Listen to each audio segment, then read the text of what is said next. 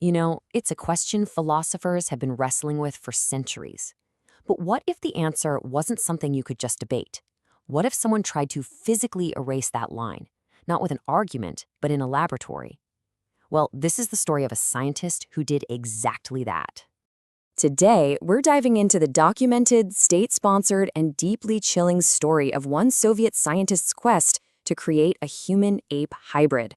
It's a journey that takes us right to the edge of scientific ambition, political ideology, and the terrifying things that can happen when the two collide. But here's the thing. This story doesn't start with some kind of monster or a madman in a castle.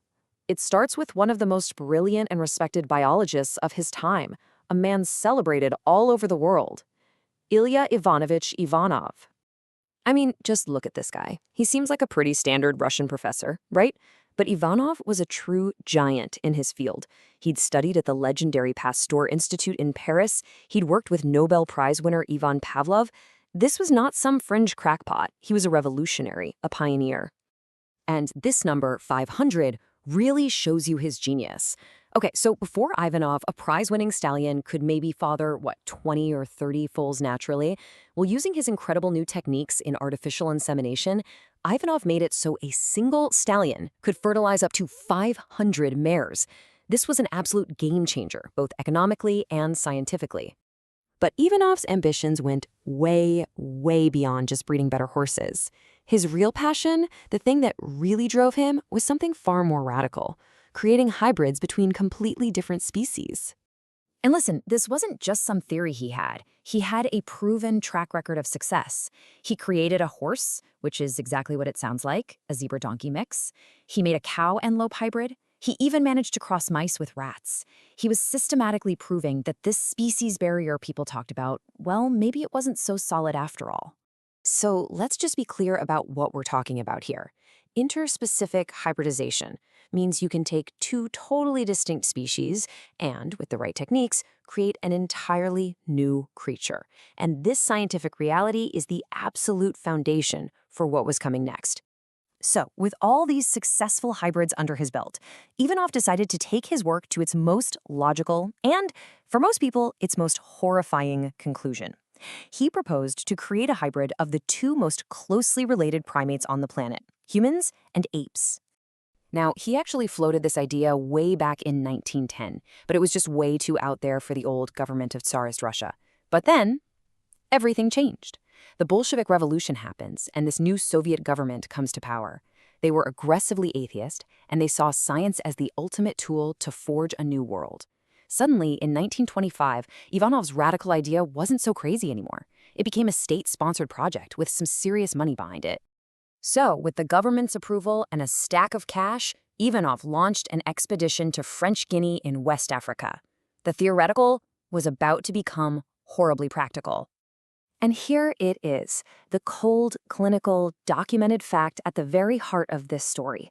Ivanov and his team captured a group of chimps, and on a day in November 1926, they artificially inseminated 3 of the females with human sperm. The experiment was a failure. Not a single one of the chimpanzees got pregnant. But for a man like Ivanov, this wasn't the end. It was just a temporary setback. He was completely undeterred. He arranged for the surviving apes to be shipped all the way to a new research center back in the Soviet Union. And his new plan? He was going to flip the experiment on its head. He would recruit Soviet women to volunteer to be inseminated with ape sperm. And the crazy part is, letters from women volunteering for the procedure actually started to show up. So this raises the massive question, right? Why? Why on earth would the Soviet government pour money into something so bizarre, so ethically questionable, especially at a time when the country was dealing with massive poverty and chaos? Well, historians have pretty much landed on 3 main reasons. First, it was great atheist propaganda. I mean, if you could create a human-ape hybrid, you'd basically destroy the foundations of religion, right? You'd prove Darwin was right in the most shocking way possible.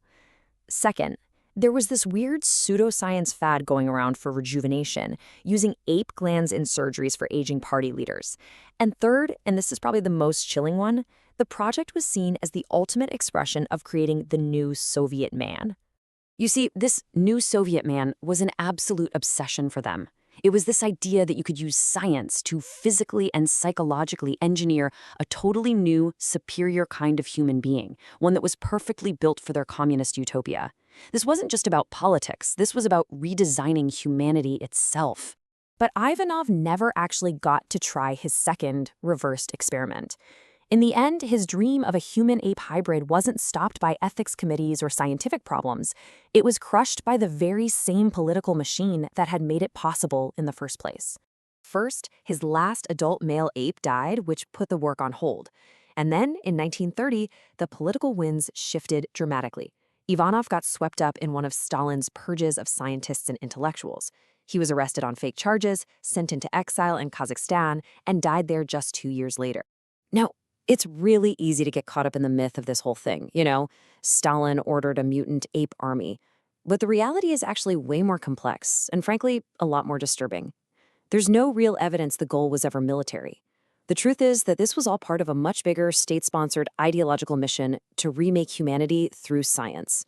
And that's arguably way more terrifying than any super soldier. And that really is the key takeaway here.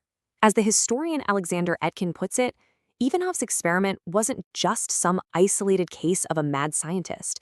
No, he says it was, quote, just an extreme point of the same program, the Bolshevik program to build the new Soviet man, using whatever scientific means they thought were necessary.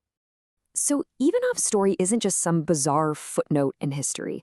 It's a profound, cautionary tale about the dark places scientific ambition can go when it's completely disconnected from ethics, especially when it's being fueled by a powerful political ideology. It forces us to ask a question that's more relevant today than ever before in our age of gene editing and AI. In our own quest for progress, where do we draw the line?